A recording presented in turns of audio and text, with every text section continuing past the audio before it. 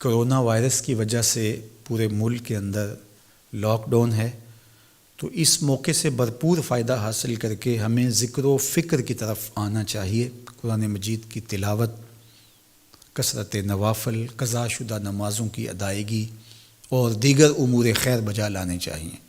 اپنے ماں باپ کی صحبت میں بیٹھنا چاہیے، ان کی دعائیں لینی چاہیے، اپنے بچوں کے پاس بیٹھیں، اور بہت سارے اور امور جو ہم اپنی مصروفیات کے باعث پورے نہیں کر پاتے، تو یہ موقع ہے ان کو پورا کرنے کا۔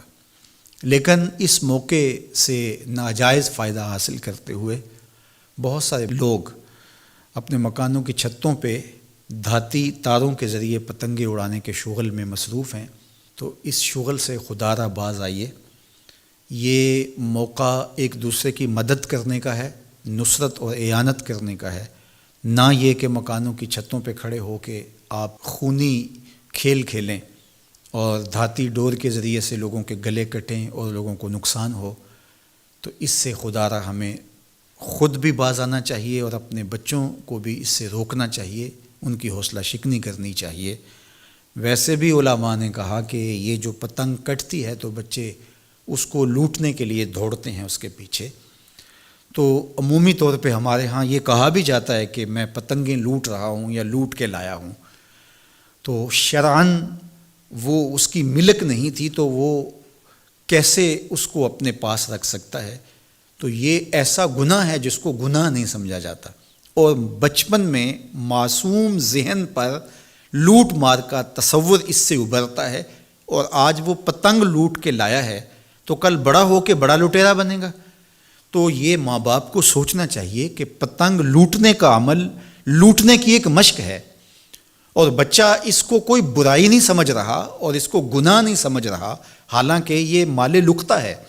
اور اگر کسی نے پتنگ لوٹ لی یا ڈور لوٹ لی تو ہمارے فقہا نے لکھا ہے کہ 6 ماہ تک اس کا اعلان کرے، مالک کے نہ ملنے کی صورت کے اندر اس کو صدقہ کرے، وہ خود پھر بھی نہیں رکھ سکتا ہے، چونکہ یہ مال لقطہ کے حکم کے اندر ہے۔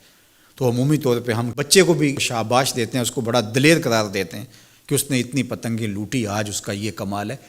تو میاں یہ بچوں کے نفسیات کے اندر لوٹ مار کے تصور کو راسخ کرنے کا ایک ذریعہ ہے پتنگ۔ اس نقطہ نظر کی طرف شاید کبھی کسی کی توجہ نہ گئی ہو، تو اس پہ بھی غور کرنے کی ضرورت ہے۔ میں تو یہ بات کہا کرتا ہوں کہ چلتی ہوئی ٹرالی سے یا ٹرک سے جو بچہ گنا لوٹتا ہے تو اس کو بچے کی بہادری اور فنکاری سمجھا جاتا ہے، لیکن آج جس نے گنا لوٹا ہے تو کل وہ ملک لوٹنے لگے گا، کل وہ اور کچھ بھی لوٹے گا۔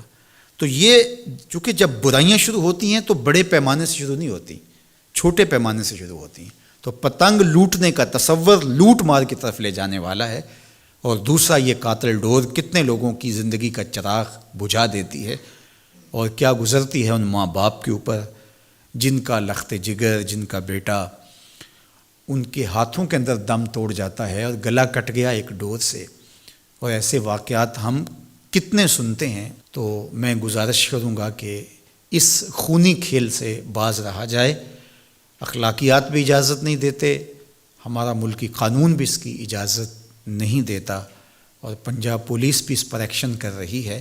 ان کے ساتھ تعاون کیجیے اور اپنے گرد و پیش کے ماحول کی انہیں خبر بھی کیجیے، خود بھی بچیے، اپنی اولادوں کو، بچوں کو بھی اس سے محفوظ رکھیے۔